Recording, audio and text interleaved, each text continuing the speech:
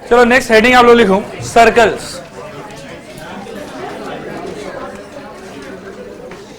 Circles में लिखो Roman 1 x square plus y square equal to r square.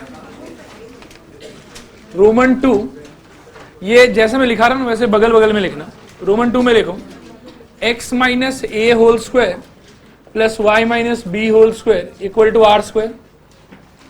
And Roman number 3 में लिखो x square plus y square plus 2gx plus 2fy plus c equal to 0। ये Roman number 3, इसको हो तो नीचे लिख लेना कहीं पे। अब यहां बोर्ड पर देखो x square plus y square equal to r square, ये सर्कल का सबसे स्टैंडर्ड इक्वेशन है। इसका सेंटर होगा 0,0 पे और रेडियस इसका होता है r यूनिट्स का। ठीक है, सर्कल के अंदर में ध्यान रखना कि कोई भी सर्कल को ट्रेस आउट करने के लिए दो ही चीज इंपॉर्टेंट है, एक उसका सेंटर और दूसरा उसका रेडियस। अब जब कभी भी आपके x square plus y square equal to r square जैसा कोई भी इक्वेशन लिखा हुआ है तो हमेशा ध्यान रखना कि ये सर्कल को ही रिप्रेजेंट करेगा। एंड इस सर्कल का सेंटर होगा 0,0 पे और रेडियस कितना होगा r यूनिट्स। इसका डायग्राम एक तो जब बनाने का ट्राई करोगे तो इस टाइप का निकल के आएगा आप लोग के लिए कि सेंटर कहाँ पे है 0,0 पे। सिंस रेडियस r यूनिट्स है मतलब कि ये हिस्सा कितना रहा होगा r, यानी कि ये पॉइंट क्या हो जाएगा r,0। सिमिलरली ये हिस्सा भी कितना रहा होगा r, इसीलिए ये वाला पॉइंट क्या हो जाएगा 0,r। वेरी गुड, ये वाला पॉइंट -r,0 और ये आखिरी पॉइंट 0,-r। ये समझ में आया आप लोग को? ये है सर्कल का सबसे स्टैंडर्ड इक्वेशन। उसके बाद में क्या होता है कि इसका जो सेंटर है ना वो कभी कभी शिफ्ट हो जाता है। अच्छा, यहाँ पे सेंटर 0,0 का अर्थ अपन क्या कह सकते हैं कि x equal to 0 and y equal to 0। अब इसमें कभी कभार हल्का फुल्का ट्रांसफॉर्मेशन आता है कि x के जगह पे x ना लिख के क्या लिखा जाएगा x माइनस ए, और y के जगह y ने लिख के क्या लिखा जाएगा y माइनस बी। तो इसका मतलब है कि इसका सेंटर कहाँ हो गया, इसका सेंटर हो गया a, b पे, क्योंकि सेंटर हमेशा कहाँ पे होगा x equal to 0 and y equal to 0 पे। यहाँ पे x का मतलब क्या हो जाएगा कैपिटल X, जिस कैपिटल X का मतलब क्या है x minus a equal to 0 यानी कि x equal to a। Similarly आपको मिलेगा y is equal to b। तो ये हो गया इसका सेंटर और रेडियस इसका आर्च भी r यूनिट्स ही है, radius equal to r units. और सर्कल का जो डायग्राम है वो एक बार मैं रैंडमली यहाँ पे बना रहा हूँ, हालांकि ये कोई भी क्वाड्रेंट में हो सकता है। मैं एक बार के लिए मान रहा हूँ कि a और b दोनों पॉजिटिव पॉजिटिव रहा होगा तो सेंटर कहीं पे फर्स्ट क्वाड्रेंट में a, b और रेडियस आपका हो जाएगा r यूनिट्स। लेकिन a और b के अलग अलग वैल्यू के लिए सेंटर अलग अलग क्वाड्रेंट में भी हो सकता है। मान लो कि यहाँ पे x माइनस ए न रह के x प्लस ए होता और यहाँ पे y माइनस बी न रह के y प्लस बी होता, उस केस में आपका सेंटर क्या हो जाता माइनस ए, माइनस बी। उस केस में यही डायग्राम कहाँ पे बनता है, यहाँ पे बनता कि सेंटर है माइनस ए, माइनस बी और आपका रेडियस है r यूनिट्स। बात आया समझ? लेकिन एक बार अपन प्लस में ही मान के चलेंगे। और ये जो है ये बहरूपिया इक्वेशन, इस इक्वेशन को देख के शुरू से कुछ खास समझ में नहीं आता कि कहाँ सेंटर है, कहाँ क्या है क्या नहीं है। लेकिन अगर आप कंप्लीटिंग स्क्वायर मेथड यहाँ पे पूरा का पूरा अप्लाई करेंगे तो आप देखेंगे कि इसका सेंटर आता है -g, -f। ठीक है, और इसका रेडियस निकल के आता है, रेडियस इज इक्वल टू, ध्यान देना, √g² plus f² minus c। ये इसका रेडियस निकल के आता है। ये कैसे आता है इसके पीछे कोई खास परपंच नहीं है, मैं हल्का सा दिखाई देता हूँ। देखो शांति से, अपन थोड़ा सा इधर उधर कर लें तो यहाँ आपको मिलेगा x² प्लस 2gx। अब x के साथ में मैं चाहता हूँ कि ऐसा कुछ बन जाए, तो वही अपन क्या कि सर्कल इमेजिन कर पाएंगे। ऐसा कुछ बनाने के लिए प्लस अपन एक बार देंगे g² और माइनस करेंगे g², एडजस्टमेंट।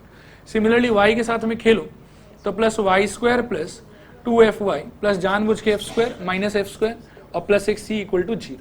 अब ये हिस्सा मिल मिला के क्या हो जाएगा आपके लिए x प्लस g का होल स्क्वायर, ये हिस्सा क्या हो जाएगा सोचो प्लस y प्लस f का whole square is equal to, आप ध्यान से सोचो क्या होगा g², ये वाला g² उधर जाएगा, प्लस f², ये वाला f² उधर जाएगा, माइनस c। बात आया समझ?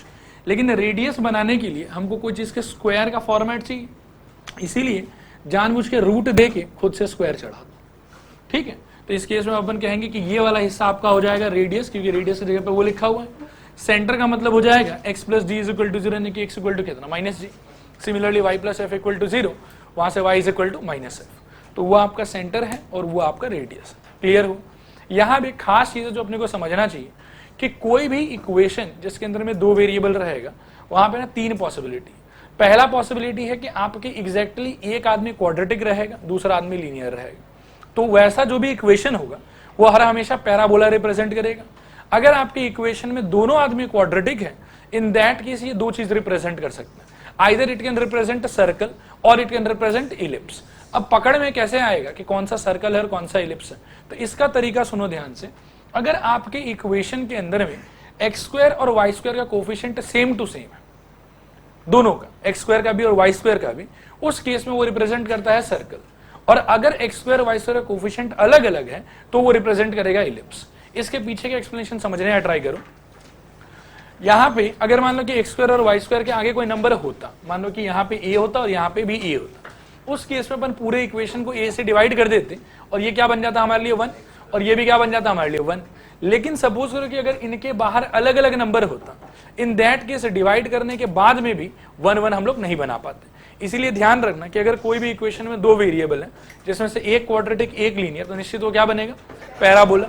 अगर दोनों क्वाड्रेटिक तो दो ऑप्शन है, इलिप्स या फिर सर्कल। इलिप्स कब कहेंगे, जब एक्स स्क्वायर वाई स्क्वायर का कोफिशिएंट अलग अलग होगा, और सर्कल कब कहेंगे, जब सेम होगा। मतलब ये चीज कहना है कि आपको इक्वेशन देख के खुद ही पकड़ना पड़ेगा कि ये इलिप्स का इक्वेशन है कि सर्कल का इक्वेशन है, क्योंकि रफ ग्राफ तो आपको ट्रेस करना ही करना है।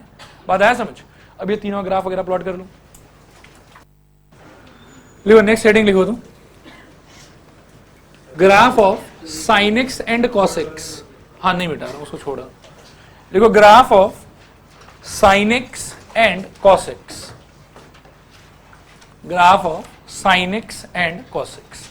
यहां बोर्ड पर देखो एक बार, y is equal to sine X, इन दूसरा अपन बनाएंगे y is equal to cos X. देखो बचपन में ऑलरेडी आप लोग ये सब चीज देखे हो, क्रेस्ट एंड ट्रफ बोल के वेव मोशन चैप्टर में आप लोगों को पढ़ाया जाता था। साइन एक्स और कॉस एक्स का ग्राफ क्रेस्ट एंड ट्रफ से ही बनता है। कैसे बनता है उसको बस नोटिस करो। खाली एक बात याद करो कि साइन में 0 डालने पे क्या निकलता था, 0 निकलता था, और कॉस में 0 डालने पे 1 निकलता था। बस यही इतना मालूम है, मतलब ग्राफ आप जानते हैं। ध्यान से देखो बोर्ड पर, क्रेस्ट एंड ट्रफ बनाना है। साइन के केस में खाली क्या है कि 0 में 0 से स्टार्ट होगा, क्योंकि साइन 0 का मतलब कितना, 0। बनाते जाओ क्रेस्ट एंड ट्रफ, एकदम ध्यान से ऐसे बनाते जाएंगे हम लोग। ये आगे की तरफ भी जाएगा और ये पीछे की तरफ भी आता है, ठीक है। कॉस में भी वही नौटंकी है, खाली कॉस में होगा क्या कि क्रेस्ट एंड ट्रफ 1 से स्टार्ट होगा, क्योंकि 0 पे इसका वैल्यू कितना होता है, 1। ये इस टाइप का जाएगा ऐसे, और पीछे भी ये ऐसे आएगा इस टाइप से, ठीक है। थोड़ा ध्यान से नोटिस करना, मैं आप कुछ एंगल्स के बारे में यहाँ पे लिखूंगा। ये जो पहला पॉइंट है ये अपने लिए 0 का पॉइंट है, ये जो दूसरा पॉइंट है ये अपने लिए π/2 का पॉइंट है, यानी कि 90 डिग्री। ये जो तीसरा पॉइंट है ये अपने लिए पाई का पॉइंट है। नेक्स्ट पॉइंट ये अपने लिए होगा 3π/2, मतलब π/2 पे चलते जाएंगे अपन आगे। नेक्स्ट वाला ये किसके लिए हो जाएगा, 2π। इसके बाद वाला 5π/2, हालांकि 2π से आगे आपको जरूरत नहीं पड़ेगा, -2π और +2π तक ये देखने से काम चल जाएगा। ये पॉइंट क्या होना चाहिए सोचो, -π/2, ये पॉइंट -π, ये वाला पॉइंट -3π/2, ये वाला पॉइंट -2π, बस बात खत्म। सिमिलरली कॉस के अंदर में क्या होगा, देखो ये होगा 0, ये वाला पॉइंट क्या होना चाहिए, π/2, ये क्या होना चाहिए पाई, ये क्या होना चाहिए 3π/2, ये वाला क्या होना चाहिए 2π। बिल्कुल जस्टिफाई भी हो रहा है, क्योंकि ऑड मल्टीपल ऑफ π/2 पे कॉस का वैल्यू क्या होता था, 0। तो π/2 पे देखो 0 आ रहा है, 3π/2 पे भी क्या आ रहा है, 0। और ऑड मल्टीपल ऑफ पाई पे कॉस हमेशा नेगेटिव वैल्यू देता था, और इवन मल्टीपल ऑफ पाई पे क्या देता था, वो पॉजिटिव वैल्यू देता था। तो यहाँ पे देखो -1 और यहाँ पे क्या दे रहा है, +1। सिमिलरली पीछे आओ, ये वाला पॉइंट क्या होना चाहिए सोचो, -π/2। सिमिलरली ये पॉइंट क्या होना चाहिए, -π। ये पॉइंट क्या होना चाहिए, -3π/2, और इसके नीचे ये पॉइंट क्या होना चाहिए, -2π। इतना सा याद रख लोगे तो काम बन जाएगा। फिर इसके अलावा एक और खास चीज है, वो है कि साइमल्टेनियसली अगर साइन और कॉस बनाना चाहे तो कैसा बनेगा। वो बनाने के लिए मैं इस पोर्शन को थोड़ा सा मैग्नीफाई करना चाहता हूँ, ये वाले पोर्शन। साइन का जो ग्राफ है वो इस पोर्शन में कैसा है, 0 से लेके π/2 में ऊपर की तरफ, ठीक है। एंड कॉस का ग्राफ आप देखो कि 0 से लेके π/2 के बीच में, यहां से लेके यहां तक, मतलब ये वाला पॉइंट क्या है वो भी याद करो, क्या है ये पॉइंट 1, और ये पॉइंट क्या है एग्जैक्टली 0। और इसके केस में क्या था, ये क्या था 0, और ये कितना था 1। मतलब जितना ऊपर ये एग्जैक्टली अभी है उतने ही ऊपर से वो शुरू करेगा, और बिल्कुल नीचे एग्जैक्टली इसके नीचे आके वो खत्म हो जाएगा, ऐसा कुछ, ठीक है। इसमें ये ग्राफ किसका है, साइन का, और ये ग्राफ किसका है, कॉस का।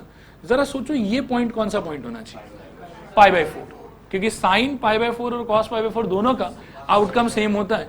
तो ये पॉइंट होना चाहिए पाई बाय 4। तो जब कभी भी साइमल्टेनियसली साइन को और कॉस का क्वेश्चन एक साथ आएगा तो वो आपको हमेशा 0 से लेके पाई बाय 2 में ही खेलने के लिए बोलेगा। तो ये पॉइंट आपके लिए हो जाएगा 0 और ये पॉइंट हो जाएगा आपके लिए पाई बाय 2। बात आया समझ? चलो कॉपी कर दो इन तीनों को, लास्ट वाला नहीं मिटा रहे तो साइन और कॉस मिटा लेते हैं। सब लोग प्लीज बोर्ड पर देखो वापस से। साइन और कॉस खत्म हो जाने के बाद आखिरी एक जोड़ा और बचा हुआ है, एक है y is equal to x cube और एक है x is equal to y cube. बस ये लास्ट ग्राफ है, इसके बाद अपन आगे बढ़ सकते हैं। y is equal to x cube का ग्राफ देखो, ध्यान देना, ये इस टाइप का होता है, ये पहले भी देख चुके हैं अपन शायद। और x equal to y cube जो है वो बिल्कुल इसका मिरर इमेज होता है, वो इस टाइप का होगा। मतलब जैसे y is equal to x cube जो है वो फर्स्ट और थर्ड क्वाड्रेंट में है और x equal to y cube भी देखने में एक जैसा ही होगा, खाली वो रहेगा कौन से क्वाड्रेंट में, मतलब वापस है फर्स्ट थर्ड में। लेकिन देखो इसमें ऐसा सोचो कि y equal to x line एक था, ठीक है, उसका मिरर इमेज है। नहीं समझ में आया? इसका अगर चेहरा निकालोगे ऐसे कोई इमेज के हिसाब, मतलब ऐसे कोई लाइन के हिसाब से, तो इसका चेहरा किस टाइप का बनेगा? इस टाइप का कुछ बनेगा। और इसका चेहरा कैसा बनना चाहिए? इस टाइप का बनना चाहिए। यही इसका चेहरा वहां बनाया होगा। खैर छोड़ो, अपने को चेहरा वगैरह से क्या कर रहा है, अपन तो ग्राफ एकदम रट लें कि हाँ ये ऐसा ही ग्राफ बनेगा। ठीक है, बनाओ इनको फटाफट। और इनमें कोई पॉइंट का डिमार्केशन नहीं है कि यहाँ पे क्या पॉइंट है, बस ये है। हो गया। नेक्स्ट लिखो सिमेट्री। सिमेट्री इसमें लिखो in some graphs we have certain lines. In some graphs we have certain lines that divides the whole area into some equal parts, that divides the whole area into some equal parts. This is called symmetry. This is called symmetry. ठीक है, एक बार board पर देखो। Suppose करो कि अगर आप origin के about x square plus y square equal to r square graph बनाते हो, तो यहाँ पे ये जो पूरा टोटल एरिया सर्कल के पास छुपा हुआ है वो एग्जैक्टली 4 इक्वल पार्ट में डिवाइड होता है। अगर मैं 4 वे का सिमेट्री देखूं तो भाई ये पार्ट ये पार्ट ये पार्ट ये पार्ट सारा का सारा क्या होगा? इक्वल होगा। इस चीज को अपन कहते हैं सिमेट्री। और एक्चुअल में एप्लीकेशन ऑफ इंटीग्रल्स में इसका काम क्या है वो समझने का ट्राई करो। आपको बोला जाएगा कि पूरा सर्कल का एरिया निकालो। अब पूरा सर्कल का एरिया निकालने के लिए मैं आपको दिखाता हूँ कि अपने पास में कितना मेथड है। यह है A1, यह है A2, यह है A3, ठीक है, और यह है A4। क्लियर है? अब पूरा एरिया एक साथ निकालने के लिए मैं आपको बताता हूँ कि डायरेक्टली कोई तरीका है ही। डायरेक्टली कोई तरीका नहीं, मतलब सिंगल इंटीग्रेशन से ये पूरा एरिया अपन नहीं निकाल पाएंगे। क्योंकि जनरली जो अपना थॉट आगे चल के अपन जनरेट करेंगे वो ऐसा होगा कि कोई फंक्शन है और कोई ना कोई लिमिट से लेके उसको इंटीग्रेट करना है हम लोग को, तो ये वाला एरिया अपन निकाल सकते हैं। लेकिन ये जो पूरा का पूरा एरिया है ये इस तरीके से किसी एक्सिस पे थोड़ी बसा हुआ है कि इस एक्सिस पे है, पूरा का पूरा एरिया निकाल लीजिए। तो ऐसे क्वेश्चंस में क्या होगा कि अपन जो थॉट अपन आगे जाके सीखने वाले वो वर्क नहीं करेगा। ऑन कॉन्ट्ररी अपन क्या करेंगे कि पूरे की एरिया को निकालने के लिए किसी एक हिस्से का एरिया निकालेंगे, और ये काम वहीं अप्लाई कर सकते हैं जहां सिमेट्री है। ठीक है, कि एक का एरिया निकालो। हम जानते हैं कि पूरा जो एरिया है वो 4 बराबर के हिस्सों में टूटा हुआ है, जिसमें से एक का एरिया इजिली निकाला जा सकता है। तो एक का निकालो और 2 से मल्टीप्लाई कर दो। फिर मान लो कि 4 से मल्टीप्लाई कर दो। फिर मान लो कि दूसरा थॉट ये भी है कि अपन जैसे यहां से देख सकते हैं कि यहां से लेके यहां तक ये पूरा पोर्शन एक एक्सिस पे लाई जरूर कर रहा है। तो instead of finding only A1 in one attempt I can find both A1 and A2 and then I can think of 2-वे सिमेट्री कि ये हिस्सा पूरा बराबर होगा। तो सिमेट्री का बहुत ही अलग अलग टाइप का यूसेज है। जैसे फॉर एग्जाम्पल एक और देखो, सर्कल छोड़ के आप इलिप्स को याद करो। इलिप्स में पूरा सर्कल जैसा हालत है, या तो इसको निकाल के 4 से मल्टीप्लाई कर लो, या इस पूरे को निकाल के किससे मल्टीप्लाई कर लो? 2 से मल्टीप्लाई कर लो। और सोचो साइन कोसाइन का कर्व देखो, उनके अंदर में भयंकर सिमेट्री होता है। साइन कोसाइन के अंदर में क्या होता है? देखो ये जो हिस्सा है वो इस हिस्सा से पूरा बराबर होगा। कहने का मतलब अगर 0 से लेके 2 पाई तक एरिया हमको निकालना है तो सिर्फ 0 से लेके पाई तक निकालो और 2 से मल्टीप्लाई कर दो। ये और खतरनाक चीज सोचो, यहाँ पे यदि मैं लाइन बनाऊं π/2 और 3π/2 का, तो ये एक हिस्सा, ये 2 हिस्सा, ये 3 हिस्सा, ये 4 हिस्सा सब बराबर है। तो अपन क्या करें कि 0 से लेके π/2 तक का पहले एरिया निकालें और फिर उसको किससे मल्टीप्लाई कर दें, 4 से। तो इस चीज को सिमेट्री कहा जाता है और एओआई में इसका जगह जगह पे बहुत सारा यूज रहता है। बात आया समझ में आप लोग? सिमेट्री का मतलब है कि आपका जो ग्राफ आप ट्रेस आउट करेंगे वो कुछ लाइंस के अबाउट इक्वल एरिया में डिवाइडेड हो। पूरा एरिया को एक बार में नहीं निकाल पाएंगे हम लोग, वैसे सिचुएशन में क्या करेंगे कि पार्ट्स पे फोकस करेंगे, एक एक या दो पार्ट को निकालेंगे, फिर सोचेंगे कि पूरा एरिया निकालने के लिए क्या चीज के फैक्टर से उसको मल्टीप्लाई करें। जैसे यहाँ पे यदि आप सिर्फ ये निकालते हो एक बार में, तो पूरा एरिया कैलकुलेशन के लिए किस फैक्टर से मल्टीप्लाई करना होगा, 4 से। ऑन कॉन्ट्ररी अगर ये पूरा एरिया निकाल लेते हो तब कौन से फैक्टर से मल्टीप्लाई करना है, 2 से। यहाँ पे मान लो कि ये एरिया दोनों चाहिए आपको। अगर आप कैलकुलेशन करते हो 0 से लेके 2π का, 0 से लेके पाई का एक बार में, तो कौन से फैक्टर से मल्टीप्लाई करोगे, 2 से। लेकिन अगर 0 से लेके π/2 का कैलकुलेशन करते हो तब किससे मल्टीप्लाई करोगे, 4 से। इसी चीज को सिमेट्री कहते हैं। इसका बहुत सारा यूज एओआई में अपन देखेंगे, ठीक है। नेक्स्ट लिखो सिमेट्री, बाकी एग्जांपल तो नहीं लिखाना है। चलो नेक्स्ट लिखो 4 स्टैंडर्ड फॉर्मूलाज। 4 standard formulas. अब एक बार पेन छोड़ दो और शांति से बोर्ड पर देखो। 4 स्टैंडर्ड फॉर्मूलाज। देखो जो अपना एरिया आएगा ना, वो इस 4 तरीके से आपके क्वेश्चंस में आ सकता है। पहला तरीका ये है कि वहां पे रहेगा या यहां पे रहेगा, ये ऐसा आप सोचो कि ऐसा कुछ आपसे पूछा जाएगा, ए से बी। ये है आपका y = f(x), और इसको मैं शेड कर देता हूं। ये एरिया आपसे पूछा जा सकता है। कभी कभार होगा कि पॉजिटिव डायरेक्शन में ना रह के वो नेगेटिव एक्स एक्सिस पे बसा हुआ हो, ठीक है। ये वाला पॉइंट ए है, ये वाला पॉइंट बी है, वापस से ये वाला कर्व है y = f(x). ये एक सेट ऑफ पॉसिबिलिटीज है। दूसरा सेट ऑफ पॉसिबिलिटी है कि एरिया ऊपर की तरफ ना होके कर्व आपका नीचे की तरफ ऐसा कुछ बनाया हुआ हो और आपको ये एरिया चाहिए, ए से लेके बी, या इस साइड आ जाए, यहां पे भी वही नौटंकी, ए से लेके बी, ये वाला एरिया आपको चाहिए। फिर नेक्स्ट पॉसिबिलिटी है कि एरिया एक्स एक्सिस पे डिपेंड ही नहीं करेगा, वो इस बार डिपेंड करेगा सिर्फ वाई एक्सिस में। वाई एक्सिस पे मान लो कि या तो फर्स्ट क्वाड्रेंट या सेकंड क्वाड्रेंट। एक पॉसिबिलिटी कि ऐसा एरिया आपसे पूछा जाए, दूसरा पॉसिबिलिटी इसमें ऐसा एरिया भी पूछ सकता है, और आखिरी पॉसिबिलिटी है कि वाई एक्सिस के रेस्पेक्ट में राइट साइड में ना हो के वो लेफ्ट साइड में हो, इस टाइप का एरिया। ऐसा कोई ग्राफ बनेगा या ऐसा कोई ग्राफ बनेगा। इस 4 के अलावा नया कोई ग्राफ नहीं बन सकता। इनमें पॉइंट्स मार्क कर लेता हूं, ए से बी, ए से बी, ए से बी या ई से बी। देखो ये समझ में आया कि नहीं आया? कोई भी ग्राफ जब आप ट्रेस आउट करोगे और फाइनली जब आप कैलकुलेशन के लिए प्रोसीड करोगे तो आपको इस 4 में से कोई एक सिचुएशन मिलेगा। ये सिचुएशन 2 अलग अलग सिचुएशन ही, इसका अंडरस्टैंडिंग सेम टू सेम। बात आया समझ? हमेशा एरिया निकालने के लिए मैंने आपको लिमिट एज ए सम के टाइम पे समझाया था कि रेक्टेंगल वाला कंसेप्ट यूज होता है, ठीक है। अब रेक्टेंगल वाला कंसेप्ट अपन यहां कैसे लगाएंगे उसको समझने या ट्राई करना। सबसे पहले आप देखो, जिस किसी भी एक्सिस पे आपको लिमिट मालूम है ना, जैसे यहाँ पे कौन से एक्सिस पे लिमिट जानते हैं, एक्स पे। अब अपन जानते हैं कि यार लिमिट जो है वो इंटीग्रेटिंग वेरिएबल का होता है, तो यहाँ पे इंटीग्रेटिंग वेरिएबल क्या होना चाहिए, एक्स होना चाहिए, सिंस लिमिट अपने को एक्स में मालूम है। तो उसके लॉजिक से आपको समझ में आना चाहिए कि अच्छा dx यूज करना है हमको, और लिमिट हमको क्या लेना है, ए से बी, चाहे ये कैलकुलेट करना हो चाहे ये कैलकुलेट करना हो। क्लियर है? अब रेक्टेंगल वाला बात करने पे होता क्या है कि जैसे आप यहां से लेंगे ब्रेथ, तो ये हो गया एक्स का पार्ट। अब आपका जो लेंथ वाला पार्ट होगा वो किससे आएगा, वो वाई से आएगा। बात आया समझ? अब इस केस में क्या है, जो वाई का हिस्सा आप यूज कर रहे हैं, आप देखें कि वो सारा का सारा वाई क्या है, पॉजिटिव। कोई समस्या नहीं, ये लगा दो। मतलब इन एरियाज को कैलकुलेट करने के लिए हर हमेशा हम लोग ये फॉर्मूला यूज करेंगे। ऑन कॉन्ट्ररी जब आप इस तरफ आओगे, एकदम ध्यान से सुनना, यहाँ पे भी लिमिट अपन एक्स एक्सिस पे जानते हैं, इसीलिए dx तो यूज करना ही पड़ेगा, क्योंकि इंटीग्रेटिंग वेरिएबल का लिमिट अपन जानते हैं। अब चक्कर क्या है कि यहां यदि मैं सिर्फ y यूज करता हूं तो इन y का वैल्यू पॉजिटिव है कि नेगेटिव है, लेकिन अपने को तो एरिया चाहिए। प्लस मैं आपको बताता हूं कि integration a to b fx dx, ये जो भी कुछ होता है ये रिप्रेजेंट करता है एल्जेब्राइक एरिया।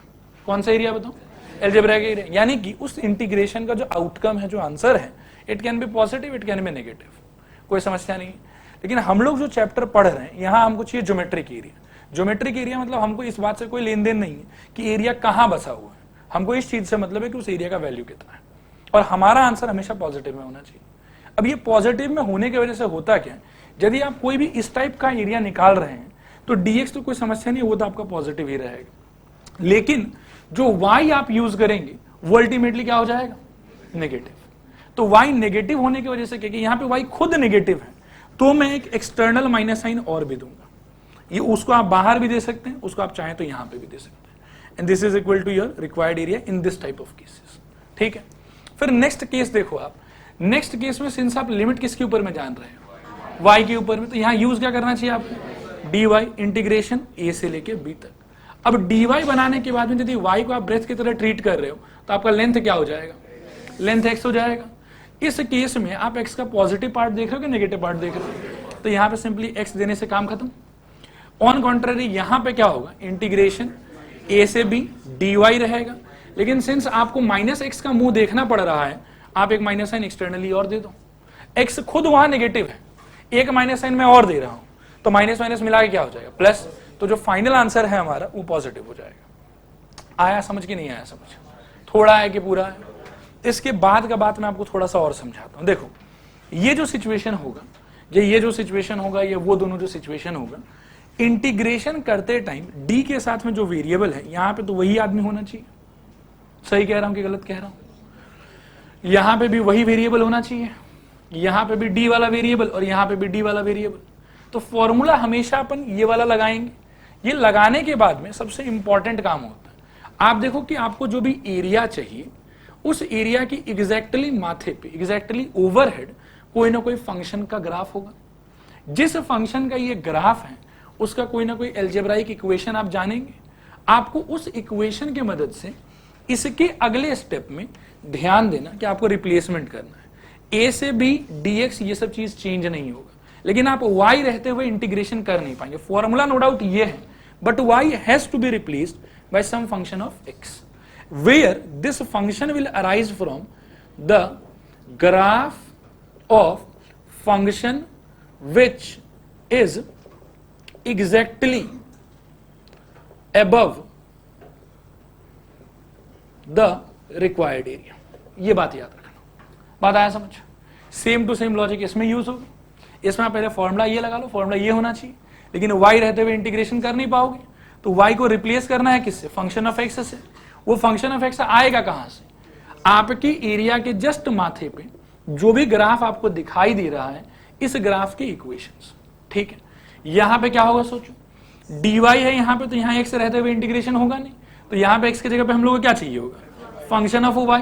ये फंक्शन ऑफ y कहां से आएगा, ये वाली ग्राफ के फंक्शन से। अब मान लो कि ये तो एक बार मैं y equal to F X ही लिखता हूं, अब यहां से जंतर मंत्र कर करके क्या होगा, g of y is equal to x में कन्वर्ट कर सकते हैं। क्लियर है? एंड जो भी वहां से x का value in terms of y आएगा वो यहाँ पे रिप्लेसमेंट करिए, एंड रिप्लेसमेंट करके फर्दर आप आराम से इंटीग्रेशन करिए। आया समझ कि नहीं आया समझ? देखो पूरे चैप्टर को ना मैं एक बार आपके लिए रिवाइज करता हूँ, एकदम ध्यान से सुनना। चैप्टर ये इतना ईजी है कि मैं आपको क्या बताऊँ, इंटीग्रेशन भी कोई बहुत ही हाई प्रोफाइल लेवल का इसमें मतलब होता ही नहीं है, सब सिंपल सिंपल इंटीग्रेशन है। इसमें कैच एक ही बात का है कि आप ग्राफ ढंग से ट्रेस कीजिए, एरिया को प्रॉपर्ली आइडेंटिफाई कीजिए, फिर उसके कैलकुलेशन के लिए सही फॉर्मूला चूज कीजिए, उसके बाद का काम बहुत आसान है। और ये जो काम है ये बहुत ट्रिकी है, मुश्किल नहीं है, लेकिन जल्दबाजी करो तो गलती हो सकता है। बात आया समझ? इसीलिए पूरा चैप्टर में रिवाइज करता हूँ। सबसे पहले अपन ने क्या पढ़ा, स्टैंडर्ड कर्व्स बोलना चाहिए आपको। क्या बोलेंगे बताइए, स्टैंडर्ड कर्व्स, जिसमें सबसे पहले क्या है, स्ट्रेट लाइन। स्ट्रेट लाइन का सबसे पहला चेहरा y is equal to m x plus c, slope intercept form, उसमें 4 चेहरा देखा था। फिर था y is equal to m x, line passing through origin, 2 चेहरा वहां देखा था। x equal to constant, y equal to constant, 2 चेहरा वहां पे भी देखा था। उसके बाद क्या देखे, intercept form, x by a plus y by b is equal to 1, वहां पे भी 4 चेहरा। उसके बाद क्या देखे, इलिप्स, इलिप्स में कितना चेहरा, 2, x square by a square plus y square by b square equal to 1, a greater than b तो horizontal, b greater than a तो वर्टिकल। उसके बाद क्या देखे, मॉडल्स में बहुत परपंच था, अभी रिवाइज नहीं करेंगे, बस याद रखना उसको कि वो था। उसके बाद पैराबोला, पैराबोला भी बहुत ही ग्रैंड चीज है। स्टैंडर्ड आया तो बहुत बढ़िया बात है, लेकिन अगर स्टैंडर्ड नहीं आया तो एकदम ध्यान से उसको पकड़ पकड़ के धीरे धीरे उसको कन्वर्ट करेंगे स्टैंडर्ड के रूप में। फिर पिछले क्लास सिखाया था कि कैसे सोचना। उसके बाद सर्कल आया, सर्कल का 3 इक्वेशन है, कुछ भी आ सकता है। सर्कल, पैराबोला और इलिप्स में बच बच के खेलना। अगर एक्स स्क्वायर वाई स्क्वायर दोनों मौजूद है तो या तो इलिप्स होगा या सर्कल होगा, और अगर सिर्फ एक्स स्क्वायर है या वाई स्क्वायर है उस केस में पैराबोला होगा। कन्वर्जन सोच समझ के करेंगे। नेक्स्ट, सर्कल के बाद में क्या है, साइन एक्स और cos x. Sine x cos x का इंडिविजुअल ग्राफ तो चलो ठीक है, जो इनका जो कंबाइंड ग्राफ मैंने आप लोगों को दिखाया ना कि पाई बाय 4 पे इंटरसेक्शन होगा, उसको अच्छे से याद रखना कि ये ऐसा ग्राफ होता है। उसके बाद सिमेट्री। सिमेट्री का मतलब कुछ ऐसा ग्राफ जिसके अंदर में 2 या 3 ऐसा लाइन होगा आपके पास जो उसको एग्जैक्टली इक्वल पार्ट्स में डिवाइड करेगा। एंड सिमेट्री का एक ही काम है कि पूरा एरिया यदि एक बार में कैलकुलेट नहीं कर सकते हैं या नहीं करना चाहते हैं, क्योंकि बहुत लंबा इंटीग्रेशन अगर आप करेंगे तो लिमिट कभी कभार उल्टा पुल्टा भी आता है, तो इसीलिए छोटा इंटीग्रेशन सिंपल रहता है हमारे लिए। तो छोटे पार्ट का इंटीग्रेशन करके एरिया निकाल लो और निकाल के फिर उसको टोटल एरिया कैलकुलेशन के लिए किसी एक पॉजिटिव नंबर के फैक्टर से मल्टीप्लाई कर दो। अगर आपका ग्राफ 4 इक्वल पार्ट्स में टूट रहा है, पूरा एरिया चाहिए तो 4 से मल्टीप्लाई करो। अगर आपका ग्राफ आपके नजरिए से 2 इक्वल पार्ट में टूट रहा है तो एक का एरिया निकालो, 2 से मल्टीप्लाई कर दो। उस टाइप से केसेस बनता है। उसके बाद 4 स्टैंडर्ड फॉर्मूला। 4 स्टैंडर्ड फॉर्मूला मतलब यही 4 केसेस हो सकते हैं, इसके अलावा कोई नया केस नहीं होगा। इन चारों का अपना अपना अंडरस्टैंडिंग है। सारे में अंडरस्टैंडिंग लगाने के बाद में it is your responsibility to replace y by function of x and x by function of y by the help of equation of the graph which is just above the required area. Clear है? इसमें भी कभी replacement के लिए अगल बगल का ये नीचे ऊपर का ग्राफ यूज नहीं करते। जो एरिया है वो किससे बाउंडेड है, मेन ग्राफ कि उसके अंदर का एरिया, इसके अंडर का एरिया, उसके इक्वेशन की हेल्प से रिप्लेसमेंट होगा। रिप्लेसमेंट करने का इंटीग्रेशन करो, लिमिट्स बेटा, बात खत्म। ठीक है, अब मैं आप लोगों को बताता हूं हाउ टू अप्रोच। ये पहले ये बना लो, फिर हाउ टू अप्रोच लिखा देता हूं। Next, how to approach. How to approach, इसमें लिखो first identify the axis on which the limits are known. First, identify the axis on which the limits are known. Step 2, identify the required area. Identify the required area. Step 3, choose a suitable formula. Choose a suitable formula. Step 4, think of symmetry if possible. Think of symmetry if possible. Step 5,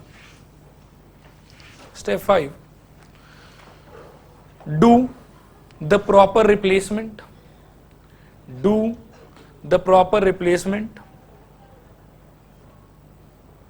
Step 6, do the integration, get the answer.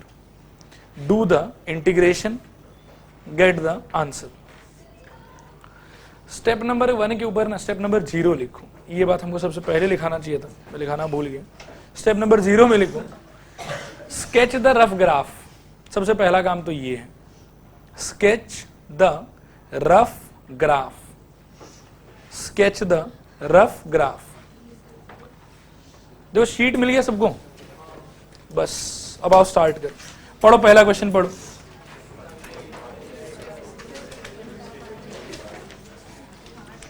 सब लोग ना आप एक copy बंद कर लो तो एक बार अपन 3-3, 4-4 question एक साथ करेंगे। नंबर 1 में एक बात बताओ, ग्राफ मतलब इक्वेशन क्या क्या दिया हुआ है आप लोगों को? सब लोग प्लीज बोर्ड पर देखते रहना, मैं नहीं चाहता कि उड़े किसी का भी। X square equal to 4y, ये पहला है। दूसरा क्या है, x इज इक्वल टू 1, चलो ठीक है। और क्या है, x इक्वल टू 3। और क्या है, x एक्सिस। ठीक है, एकदम सिस्टमेटिकली धीरे धीरे चलेंगे। 1 2 3 4 आदमी का नाम हमको दिया हुआ। सबसे पहला काम क्या है हमारा, स्केच करो इनको। स्केच अगर इनको करना है, अब सोचो कि ये क्या रिप्रेजेंट कर रहा है, पैराबोला। स्टैंडर्ड की नॉन स्टैंडर्ड? स्टैंडर्ड मतलब अभी किधर, ऊपर की तरफ, नीचे की तरफ, राइट साइड, लेफ्ट साइड, ऊपर की तरफ। और स्टैंडर्ड है तो निश्चित वर्टेक्स कहां पे होगा इसका, ओरिजिन पे, कोई टेंशन वाला बात नहीं है। नेक्स्ट x इक्वल टू 1 का मतलब क्या होता है? Line parallel to y axis, सबका मतलब मालूम है हम लोग को। तो रफली अगर मैं बनाऊं तो मैं कह सकता हूं कि हाँ यही लाइन होगा, x इज इक्वल टू 1, ठीक है। नेक्स्ट क्या होगा? x इक्वल टू 3, वही से थोड़ा आगे होगा, ये ऐसा होना चाहिए, x इक्वल टू 3 का लाइन। और आखिरी क्या है? x एक्सिस, तो ये रहा x एक्सिस। अब आप सोचो कि इन पांचों आदमी के बीच फंसा हुआ एरिया कौन सा है?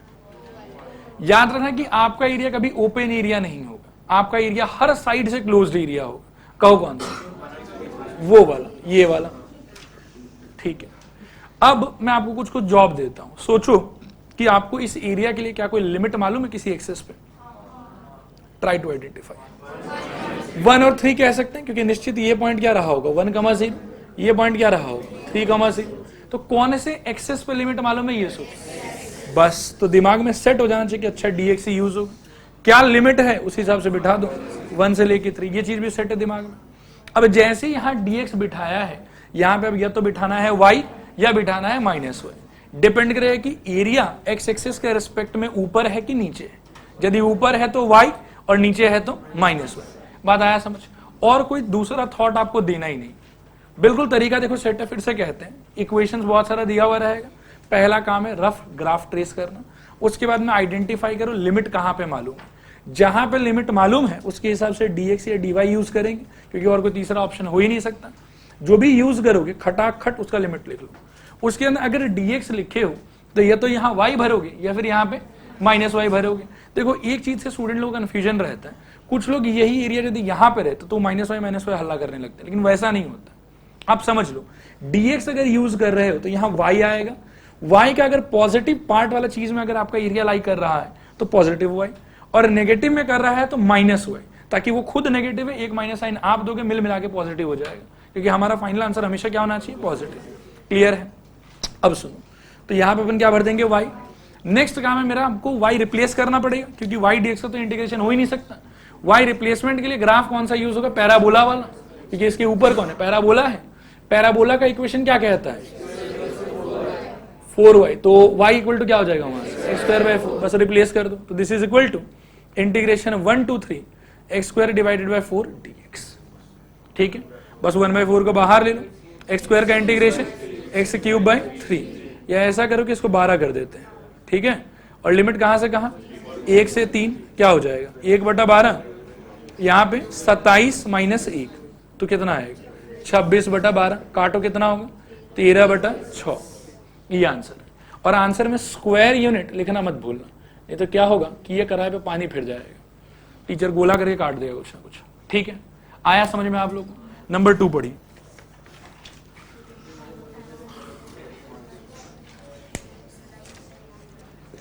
ये जो पैराबोला बोला है ये सुंदर है कि बदसूरत है? अति सुंदर है, क्योंकि स्टैंडर्ड है। y² = 4ax and latus rectum LR। आओ देखें, अंडरस्टैंडिंग याद है कि नहीं याद है आप लोग? ये कौन सा है? First, second, third, fourth? First. किस तरह बनेगा? राइट के तरफ। तो इसका ग्राफ कुछ इस टाइप का होना चाहिए, ठीक है। जैसा ये बकबक कर रहा है उस हिसाब से फोकस कहां पे होगा? a,0 पे। LR का मतलब क्या था? ये वाला लाइन। क्लियर है? जो गीत वो गा रहा है उस हिसाब से हमको ये एरिया चाहिए। सही कह रहा हूं? मेरा एरिया डायरेक्टली किसी एक्सिस पे लाई कर रहा है, जैसे यहां पे कर रहा था कि बस एक्स एक्सिस से ही जुड़ा हुआ था, ठीक है। क्या यहां पे वैसा थोड़ी हो रहा है? पूरा कंप्लीट एरिया एक बार में, जैसे यहां पे पूरा कंप्लीट एरिया एक बार में सिर्फ एक्स एक्सिस पे है, यहां पे शायद वैसा नहीं हो रहा है, कंप्लीट एरिया एक एक्सिस पे नहीं है। लेकिन यदि मैं सिमेट्री का ख्याल लाऊं तो ये एरिया और ये नीचे वाला एरिया बराबर होगा। तो मैं ऐसा करूंगा, इसको पार्ट 1 इसको पार्ट 2 सोच लूंगा, कैलकुलेशन करूंगा पार्ट 1 का, सिमेट्री के थॉट से किससे मल्टीप्लाई कर दूं?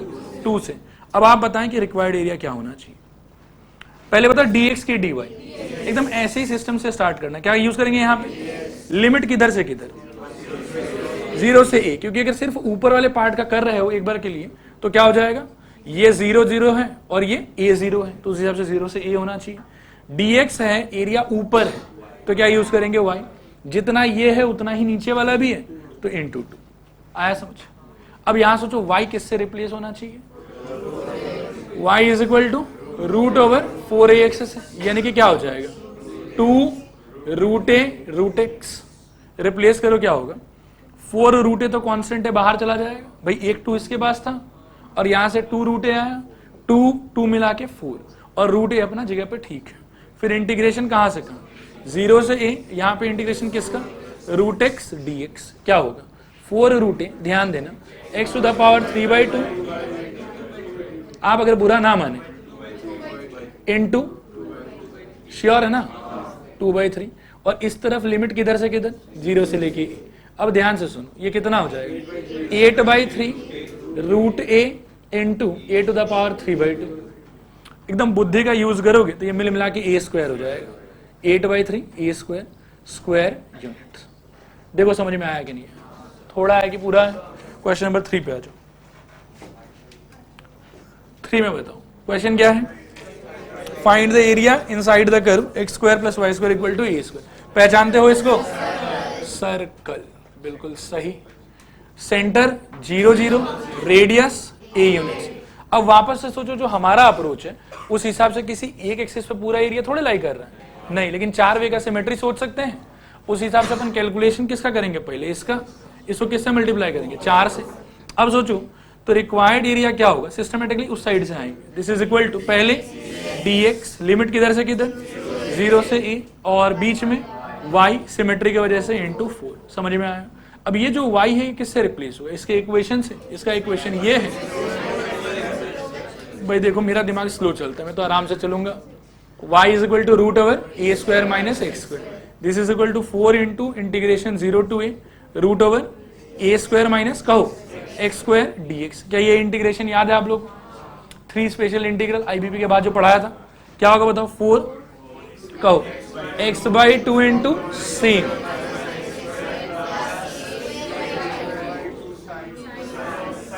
Sine inverse x by, limit किधर से किधर, फिर प्लस c बोल रहे हैं, डेफिनेट इंटीग्रेशन है 0 से a, लिमिट डालो 4 कहो पहला ऐसा देखो फैंसी ब्रैकेट अपर लिमिट के लिए minus fancy bracket lower limit के लिए, कहो तो ये तो 0 हो गया। अच्छा वो वाला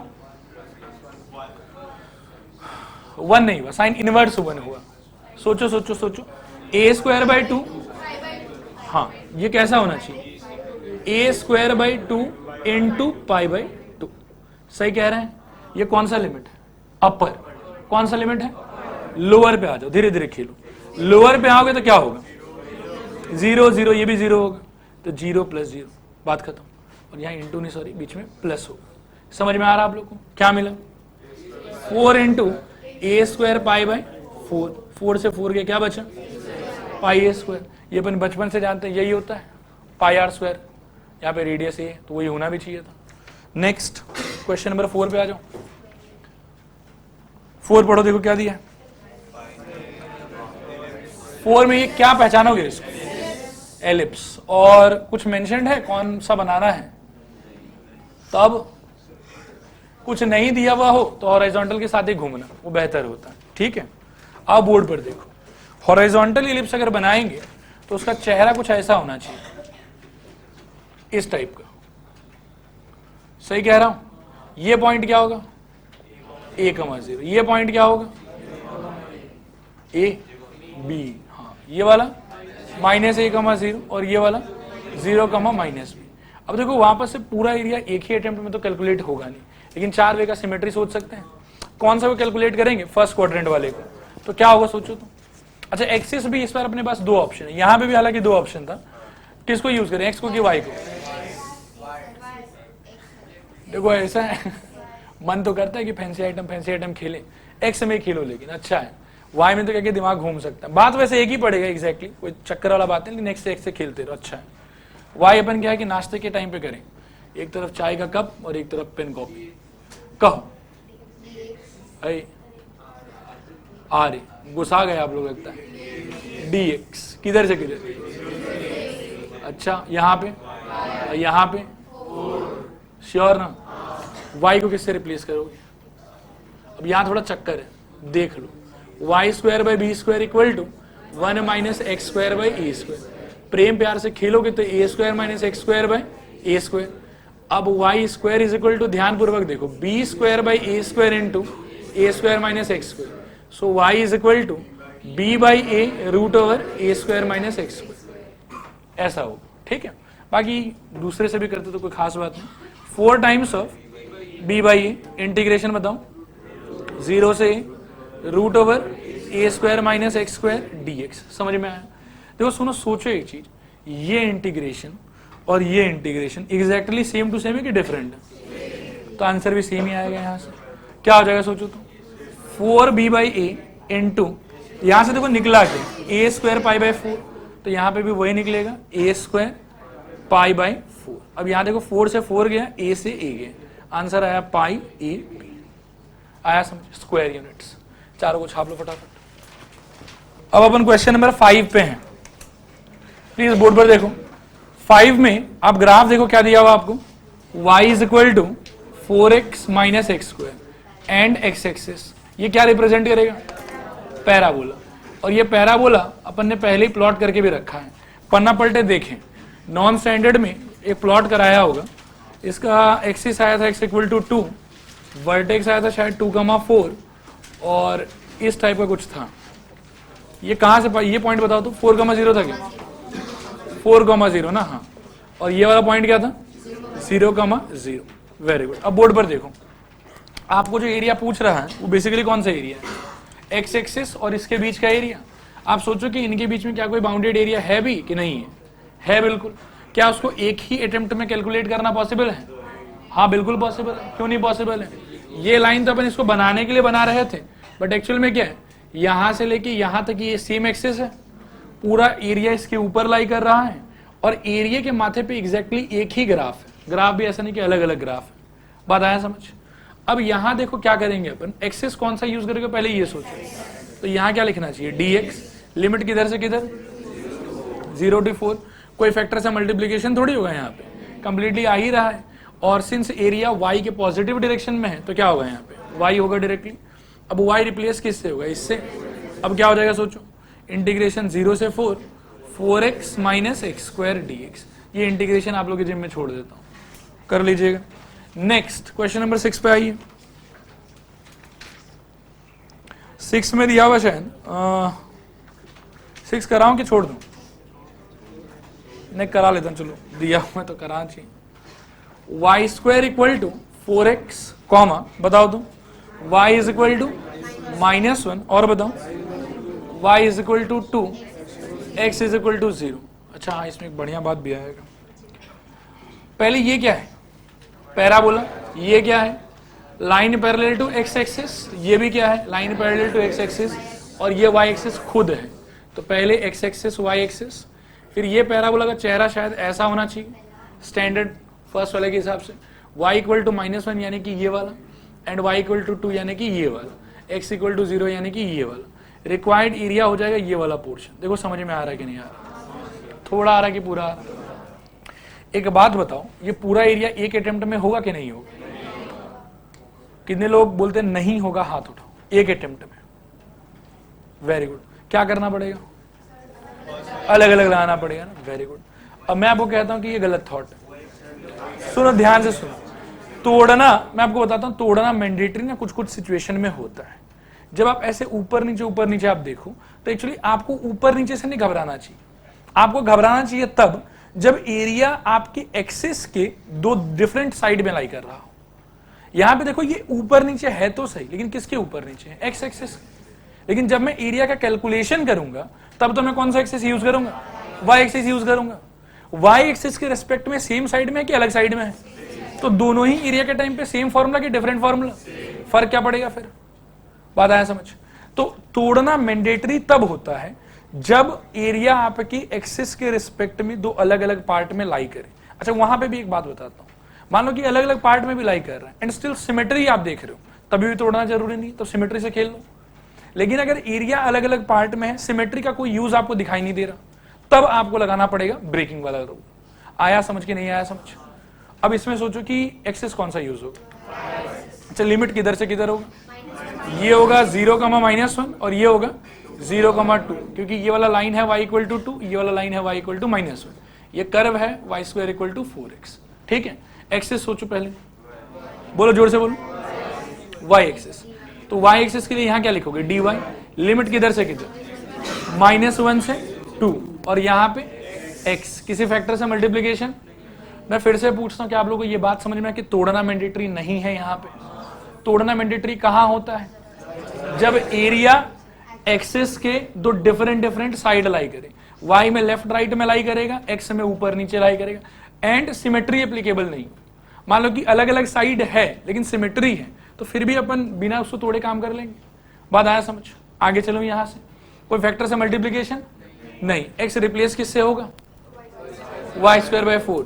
तो रिक्वायर्ड एरिया इक्वल टू ये वाला, और इसके आगे इंटीग्रेशन -1 से 2 और y² डिवाइडेड बाय 4 dx। कर लोगे इसके आगे खुद से, ओ dy, त्रुटि हो गया। नेक्स्ट क्वेश्चन, क्वेश्चन नंबर 7 देखो।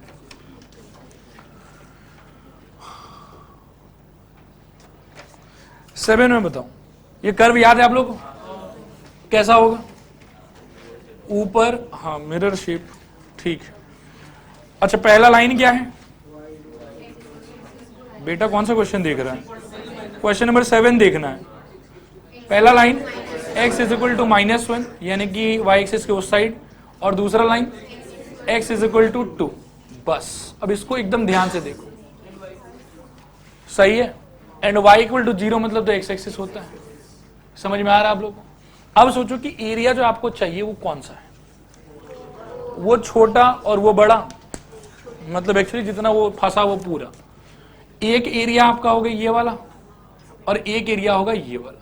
अब यहां ध्यान से सोचो, इसको कंपेयर करके खेलना सीखो। इसमें देखो कि एक्सिस के सेम साइड था पूरा का पूरा एरिया, उसमें एक्सिस के दो अलग अलग साइड है, आधा एरिया ऊपर और आधा एरिया नीचे है। प्लस एक खास बात की सिमेट्री नहीं है। यदि होता, मान लो कि ये वाला x इक्वल टू -2 होता, तो मैं क्या करता, इंटीग्रेशन 0 to 2, ये वाला बात खत्म, इंटू 2 कर देता। या सपोज करके ये 1 होता तो भी इंटीग्रेशन 0 to 1, ये वाला इंटू 2 कर देता। लेकिन यहाँ पे दिक्कत क्या है कि ये -1 तक है और ये कहाँ तक है, 2 तक है। तो इसमें सिमेट्री से भी नहीं खेल पाएंगे, तो इसमें हमको तोड़ तोड़ के सोचना पड़ेगा। क्लियर है? अब ध्यान से सुनो, रिक्वायर्ड एरिया में मैं लिखूंगा, पहले एक तो मैं लिखूंगा यूज तो दोनों में dx ही होगा क्योंकि x एक्सिस पे लिमिट मालूम है। एक में हो जाएगा -1, 0, ये पॉइंट है 0, 0 और ये पॉइंट क्या है 2, 0। समझ में आ रहा है सबको? तो पहला लिमिट किधर से किधर जाएगा, 0 से, ये सॉरी -1 से 0। अच्छा इसमें फॉर्मूला कौन सा यूज होगा, -y वाला, क्योंकि इसके रेस्पेक्ट में जो एरिया आप निकाल रहे हो वो नीचे है, y की नेगेटिव डायरेक्शन में है, तो यहाँ पे यूज करना होगा -y dx, और यहाँ पे क्या यूज होगा y dx, और लिमिट कहां से कहां 0 से 2 प्लस। यहां पे इससे बचने का कोई उपाय नहीं था, मैंडेटरी करना ही पड़ेगा, नो अदर ऑप्शन। क्लियर हुआ कि क्लियर नहीं हुआ, कोई डाउट कहीं पर भी? पक्का।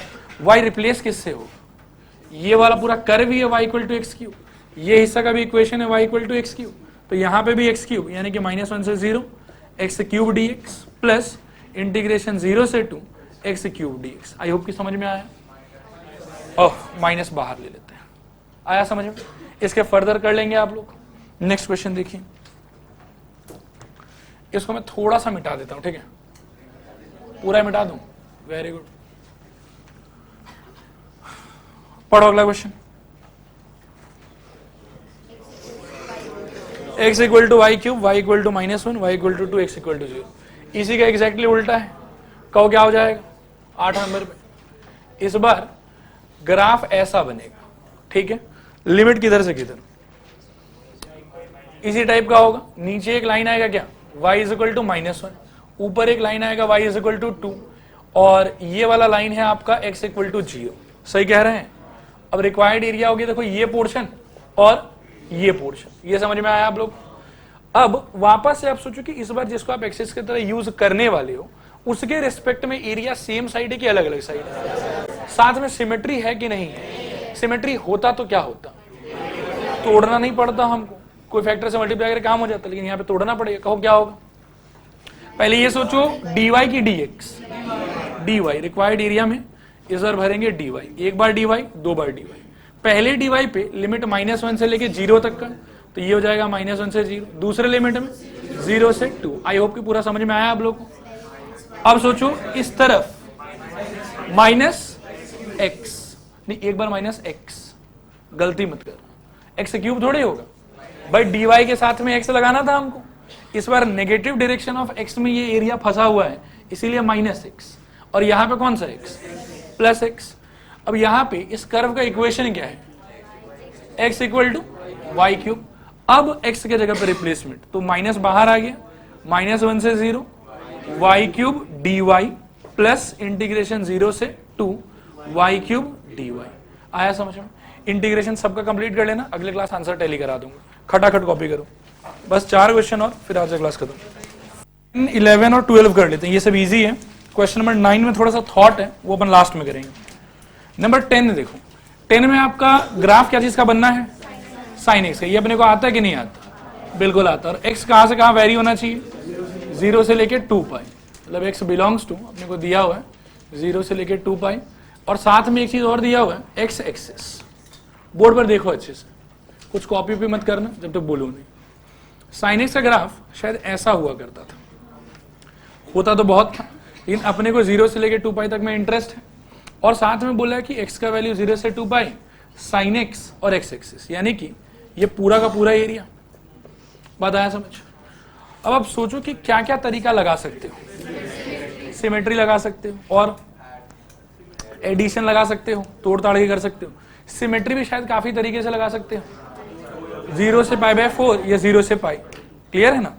लेकिन कभी भी क्या अपन 0 से लेकर 2 पाई तक एक बार में कैलकुलेट कर पाएंगे? कभी भी, वापस से कहता हूं, एक्सिस के दो अलग अलग साइड अगर आपका एरिया है तो देखो इन एरिया का फॉर्मूला ही डिफरेंट होता है, तो एक अटेम्प्ट में कभी कैलकुलेशन हो ही नहीं सकता। अब कहो किससे कर दूं, सिमेट्री, 4 वाला कि 2 वाला? चलो ठीक है, तो रिक्वायर्ड एरिया इक्वल टू क्या हो जाएगा, पहले dx 0 से पाई इंटू 2 और यहाँ पे y किससे रिप्लेस हो जाएगा, ये मैं कर देता हूं आप लोग के लिए, बहुत मुश्किल इंटीग्रेशन है। क्या होता था, माइनस कॉस एक्स, तो -2 छोड़ दो बाहर, और यहाँ क्या हो जाएगा, कॉस एक्स, किधर से किधर, 0 से पाई, सो -2 कॉस पाई का वैल्यू -1, कॉस 0 का value -1, this is equal to 4। बात आया समझ? क्वेश्चन नंबर 11 पढ़ो।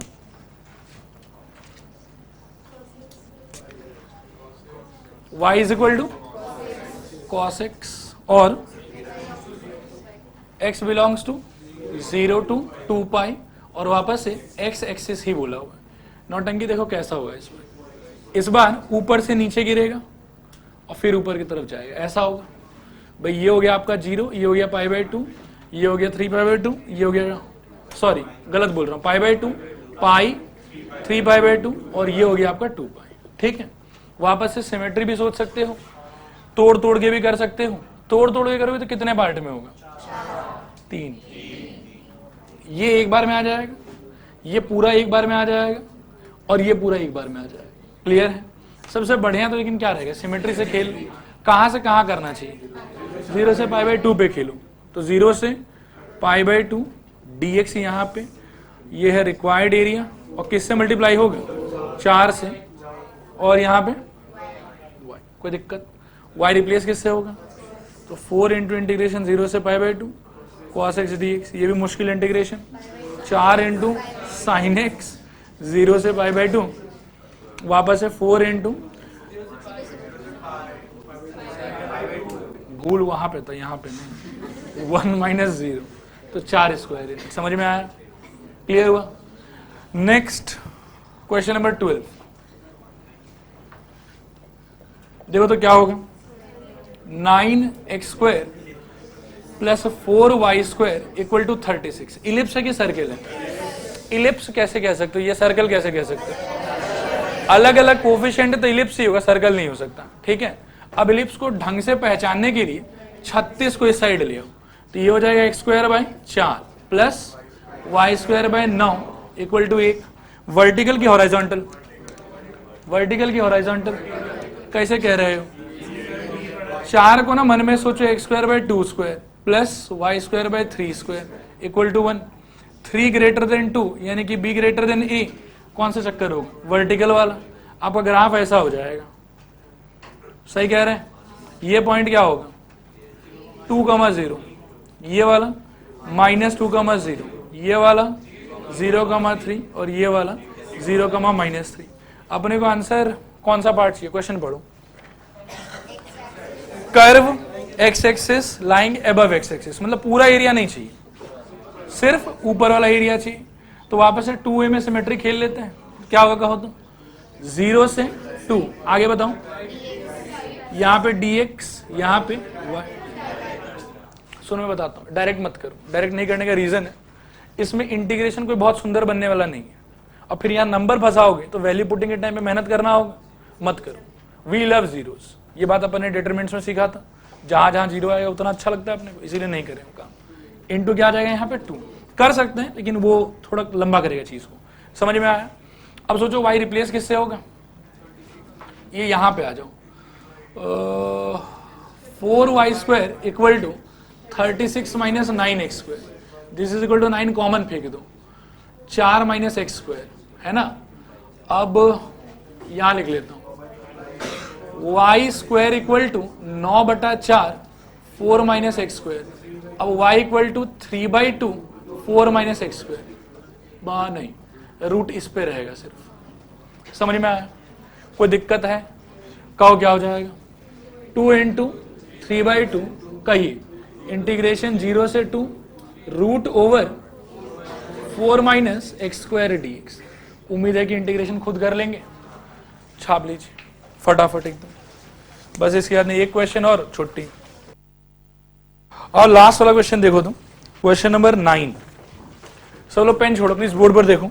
इस क्वेश्चन में बहुत कुछ खास है। क्वेश्चन नंबर 9 में आपका इक्वेशन वगैरह क्या है सोचो तुम। y is equal to minus of mod x plus 3। पहले बता ग्राफ कैसा बनेगा इसका? उल्टा होना चाहिए और 3 यूनिट से ऊपर चढ़ेगा। तो ग्राफ ना ऐसा कुछ होना चाहिए, ये वाला पॉइंट होगा 0,3, एक हो जाएगा ऐसा और एक हो जाएगा ऐसा, ठीक है। 0 से आगे जो ये जो मॉड है ये सीधा हट जाता है और कुछ नहीं होता। तो इसका इक्वेशन क्या निकलना चाहिए? y equal to -x plus 3, और 0 के पीछे मॉड हटता है, एक माइनस छोड़ के हटता है, तो ये हो जाएगा y is equal to ultimately x plus 3। यहां तक कोई समस्या नहीं। क्वेश्चन पढ़ो। ड्रॉ द रफ स्केच बना लिया and find the area between this and x axis, यानी कि ये वाला और x एक्सिस के बीच का एरिया चाहिए और कुछ नहीं चाहिए हम लोग। आया समझ कि नहीं आया समझ? अब एरिया अपने को चाहिए, मतलब ये एरिया चाहिए। मेरा क्वेश्चन है आप लोग से, एक अटेम्प्ट में निकाल सकते कि नहीं निकाल सकते? कितने लोग बोलते निकाल सकते हैं? हाथ उठाओ। वेरी गुड, आप लोग सब गलत बोल रहे हैं। अब सुनो, यहाँ एक खास राज का बात है जो अभी तक कभी नहीं हुआ था। नहीं वो पता है, वो पता है, अरे वो तो बहुत ललवा बात है। ये x एक्सिस है तो y इक्वल टू 0 होगा, तो y इक्वल टू 0 मतलब ये 0, यहाँ से x निकल गया, ये कितना है 3,0। नहीं ये बहुत बड़ा बात नहीं है, ये पॉइंट हो जाएगा -3,0। वो तो ईजी है। समस्या दूसरा है, समस्या यहाँ पे है कि जो आपका पूरा कंप्लीट एरिया है ना, उसके अबव में सेम फंक्शन नहीं है, ये समस्या है। बात आया समझ? इसके पहले अपन ने एक चीज आज सीखा कि it is mandatory to break the area if we have our area on 2 different sides of our axis and symmetry is not applicable. आज अपन ये दूसरा बात सीख रहे हैं कि अगर अपने रिक्वायर्ड एरिया के अबव में शुरू से लेके अंत तक सेम फंक्शन ना रहे, और अगर एरिया सेम साइड हो अलग साइड हो, इन सब बात से कोई फर्क नहीं पड़ेगा, फंक्शन अगर सेम नहीं है we must break it. But again symmetry, symmetry एक बहुत खतरनाक चीज है, वो हमको यहां भी बचा लेगा। बात आया समझ? फिर मैं ध्यान से सोचूंगा तो अरे ये क्या है, ये तो जैसा है वैसा ये भी है, तो क्या जरूरत है इसमें माथा फोड़ी करने का पूरा का पूरा। लेकिन इसमें यदि कोई विद्यार्थी एक अटेम्प्ट में निकालना चाहे, वो सिमेट्री का यूज ना करना चाहे, तो उसको तोड़ के निकालना पड़ेगा। आया समझ कि नहीं आया समझ? यहां टूटने का रीजन क्या है? एक्सिस का 2 डिफरेंट साइड रीजन नहीं है। यहां क्या रीजन है बताओ? Function is different. आया समझ के नहीं आया समझ? थोड़ा आया पूरा आया? कहो क्या लिखेंगे यहां पे रिक्वायर्ड एरिया? नहीं, सही से बताओ। dx लिमिट, ठीक है। अब देखो, यदि आप 0 से 3 लिमिट ले रहे हैं, मतलब आप इधर घूम रहे हैं, मतलब इसके माथे पे कौन है? ये है। यहाँ y किससे रिप्लेस होगा? -x plus 3। 2 × इंटीग्रेशन 0 से 3 -x प्लस 3 dx। ऐसे ही मजाक मस्ती के लिए सोचो, कि यदि अपन dx लेते और लिमिट ऐसा लेते -3 से 0 तो क्या परिवर्तन आता? इंटू 2 तो रहता, कहो क्या होगा? रुक जाओ एक सेकंड, पहले -3 y के -y ये बताओ, y के -y, अरे बैगो मत, y ही होगा, क्योंकि अगर ये भी लेते तो भी तो एरिया ऊपर ही है, तो यहाँ तो y होगा। ये तो कंफ्यूज मत हो एकदम से। This is equal to 2 into कहो -3 से 0 और y के जगह पे, इस बार सिंस यहाँ से यहाँ खेल रहे हो तो इसका इक्वेशन यूज होगा और यहाँ पे क्या यूज हो जाएगा? x+3। अब ये खास बात आया समझ? आंसर दोनों से सेम टू सेम निकलेगा, कोई फर्क नहीं पड़ेगा। क्लियर हुआ कि डाउट है? रुक जाए एक सेकेंड। तो आज अपन ने दो खास चीज सीखा। एरिया निकालते समय तोड़ना मैंडेटरी कहाँ है? दो जगह। पहला, एक्सिस के दो अलग अलग साइड पे एरिया हो, सिमेट्री ना हो। दूसरा क्या है? फंक्शन एरिया के ऊपर अलग अलग हो, सिमेट्री ना हो। लेकिन जहां कहीं भी सिमेट्री रहेगा, सिमेट्री के साथ में खेल जरूर खेलना, ठीक है? कॉपी कर लो, आज के लिए इतना।